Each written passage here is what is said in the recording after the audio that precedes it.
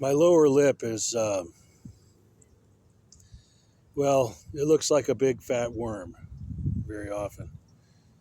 Um, well, it looks like it's bee stung. I don't know. I don't want to say that, because some African lips look good. You're supposed to have a top lip or an upper lip.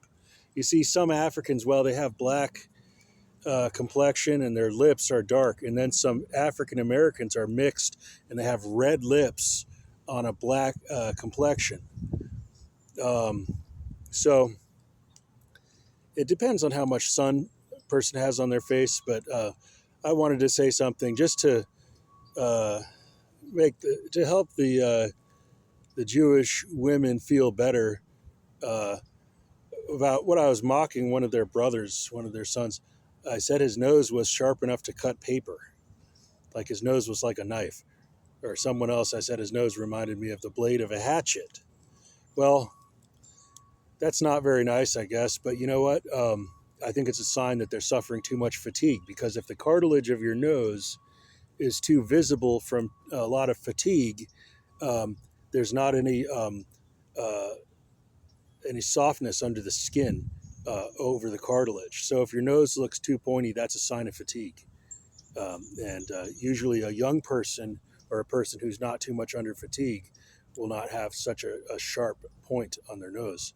So that's an indicator of fatigue when the softness of the flesh disappears and all you see is a very sharp point of the cartilage of the nose. That's a sign of too much fatigue, and they should be getting more rest and rehabilitation. Now, okay, does my lip look like a big nightcrawler worm all bunched up, or a big fat leech or something disgusting? Anyway, it wasn't right. It wasn't right for me to be insulting, but let's not get too fanatical about that. Of course, I enjoy women and their pussies and the attention that women can give, and males are more critical of each other. But especially if you can't remember that you have a relationship with some people, that you have a relationship with their mother, um, and that you are family. Well, it's not nice to be insulting to people who are not family. That's even worse. Anyway, so here's the issue. How much did certain family members, such as Samuel, I say that he's a bastard. The word bastard is a loaded word. I say that he's uh, from a different father. He's sort of an intrusive rival adversary from a different father. So Samuel and Moses are two of the most uh, strenuously aggravated uh, rivals within the family.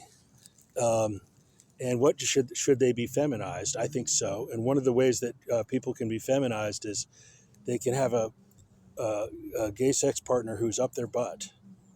In parallel, there's a woman who's already been having sex with a dog, or it could be a feminized male who is not their first time. They've already done it. So if they do it again, it's only uh, irrelevant to their status. They've already done it before.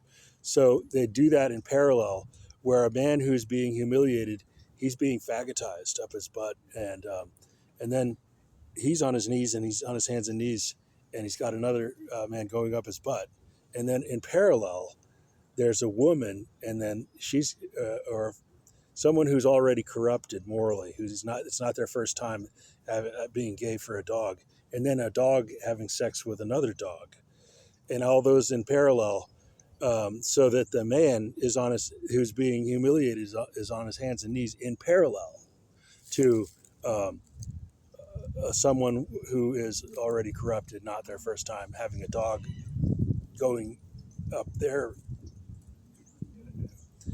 whatever is the going up their butt, I guess.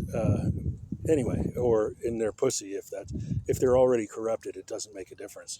They're only doing that in parallel to make the man who's being humiliated feel the that he's in that position in himself, and because it's a parallel arrangement, and then a dog with another dog, and they're all doing that together. It's side by side, not touching. So anyway, that's an idea for what you can do about a terrorist. And I said this with Barack Obama. Probably he was taking advantage of me, so I suggested he could be having a man up his butt while someone else who was already corrupted. It was not their first time having a dog up their butt, and then he would be in parallel, and he would be afraid for the destruction of his reputation and afraid for his social status. And you can see how, without actually doing that to somebody, you can make them feel the anxiety related to that. Because they were putting a lot of anxiety on me, but I hadn't done anything like that with any male dog. It was female dogs. And so you can see how you can put something near somebody, near their name or near their where they are in reality, or put it near their name, or put it near put something next to somebody, and you can create a lot of anxiety. That's something for them to think about, and that's exactly what the ones who've been the ringleaders of the negative publicity campaign against me, it's exactly what those men deserve to be humiliated by. And that's all for now. And so I want to know how much had they taken advantage of my daughters and my daughters and my children while I was being oppressed by false charges in a coordinated negative publicity campaign, while I was being deprived also of anybody to be able to speak with me. Nobody wanted to listen to me. Everyone wanted to condemn me altogether. So how much advantages had Samuel taken? How much advantages had Moses taken, etc.? And how to regain the rightful level of prestige I was supposed to have before they jumped to the conclusion of what they wanted to believe about me. So let me take a break and make another video